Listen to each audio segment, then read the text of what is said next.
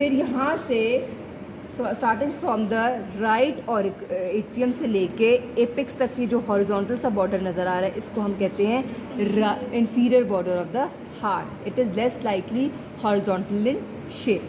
उसके बाद फिर लेफ़्ट एट्रियम से लेके एपिक्स तक जो बॉर्डर यहाँ पे नज़र आ रहा है इसको हम कहते हैं लेफ़्ट लैटरल बॉर्डर. क्या कहते हैं?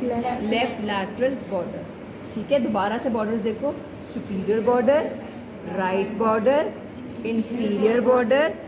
इंफीरियर बॉर्डर हॉरिजॉन्टल होता है जबकि हमारा जो लेफ़्ट बॉर्डर होता है वो ब्लीक होता है.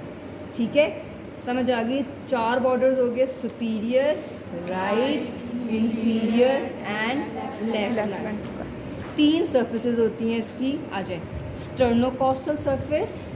स्टर्नोकॉस्टल क्यों? क्योंकि स्टर्नम और कॉस्टल कार्टिलेजेस इसको कवर करिए. सो स्टर्नोकॉस्टल सर्फेसेस.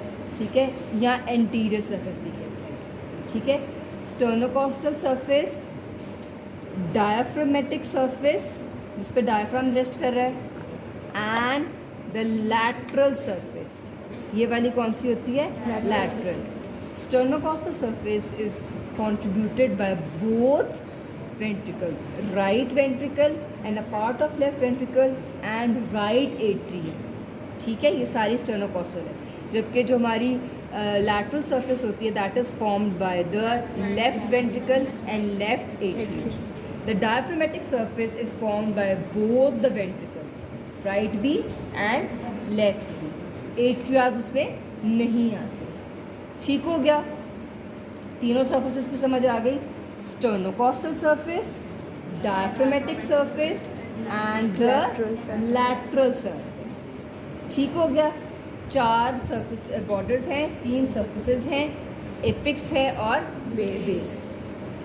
अब हमें पता है कि हार्ट के 4 चैम्बर्स होते हैं, 2 atrias and 2 ventricles. The atrias, both the right atria and the left atria, they lie posteriorly and backwards to the ventricle. यानी कि जब ये बॉडी में ऐसे पड़ा है तो एट्रिया पीछे भी है, थोड़ा पोस्टीरियरली भी है और बैकवर्ड्स भी है. वेयर जो वेंट्रिकल्स है they are facing anteriorly and forward.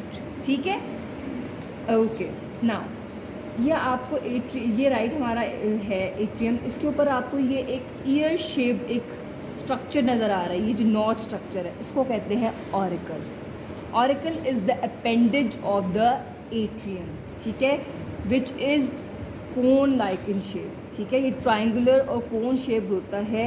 जो right atrium पे होगा that is known as right auricle. क्योंकि ये auricle क्या होता है, वर्ड हम करते हैं ear के लिए, क्योंकि ये ear shaped होता है इसको auricle कहते हैं. और लेफ़्ट साइड पे जो ये आपको नज़र आ रहा है इसको कहते हैं लेफ़्ट auricle, जो कि लेफ़्ट एट्रियम पे पड़ा होता है. ठीक हो गया? ये राइट वेंट्रिकल, ये लेफ्ट वेंट्रिकल. ये पल्मोनरी ट्रंक है, ये आर्च ऑफ एओर्टा. सबसे पहले असेंडिंग एओर्टा, फिर आर्च और फिर पीछे डिसेंडिंग एओर्टा. ठीक है, फिर ये 4 पीछे पल्मोनरी वेन्स नज़र आ रही हैं. ये सुपीरियर वेना केवा और नीचे इंफीरियर वेना केवा. ना इसके अलावा हार्ट के जो चैम्बर्स होते हैं they are separated from one another through sulci या ग्रूव. सल्काई या ग्रूव्स क्या होते हैं? दे आर सर्टन डिप्रेशन जो कि दोनों चैम्बर्स को यानी कि वेंट्रिकल्स को एट्रिया से भी सेपरेट करते हैं और दोनों वेंट्रिकल्स को भी आपस में सेपरेट करते हैं. इसी तरह दोनों और जो एट्रियाज होते हैं उनको भी आपस में सेपरेट करते हैं. The one which are separating the atrias from the ventricle उनको कहते हैं एट्रियो वेंट्रिकुलर ग्रूव्स या सल्कस. क्या कहते हैं? एट्रियो वेंट्रिकुलर ग्रूव्स और सल्कस. अब जो एट्रियो वेंट्रिकुलर ग्रूव्स होते हैं या सल्कस होते हैं ये दोनों atrias, the right atria and the left atrium को सेपरेट करते हैं वेंट्रिकल से. नाउ ही सेज कि जो एट्रियो वेंट्रिकुलर ऑफिस या ग्रूव्स होते हैं they are C shape. C shape कैसे होते हैं? यानी कि यहाँ से शुरू होते हैं, पीछे जाते हैं, ठीक है, और फिर आके यहाँ पे ख़त्म हो जाते हैं. एंटीरियरली ये डेफिसिट होते हैं. क्यों? क्योंकि जो हमारी पल्मोनरी ट्रंक और जो असेंडिंग एओर्टा ओरिजिनेट करती है वेंट्रिकल से उसकी वजह से ये विजिबल नहीं होते. प्रेजेंट होते हैं लेकिन नज़र नहीं आते। जब ये हम उसको रिमूव करेंगे पल्मोनरी ट्रंक को और असेंडिंग एओर्टा को, तो हमें वो ग्रूव नज़र आते हैं। ठीक है, इस वक्त हमें वो नज़र नहीं आ रहे, इसीलिए इसको कहते हैं दे आर सीप shape groove starting from the interior. यहाँ से शुरू होता है, पीछे पूरा जाता है और फिर वहाँ पे आके इंटीरियरली ख़त्म होता है। ये सी शेप होता है।